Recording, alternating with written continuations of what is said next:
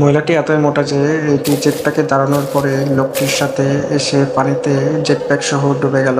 এটাই বোঝা যাচ্ছে মহিলাটির অনেক ওজন। এরকম ওজন এলা মানুষ নিয়ে জেটপ্যাকে আরোহণ করা, ঘুরে বেড়ানো খুবই কষ্টকর।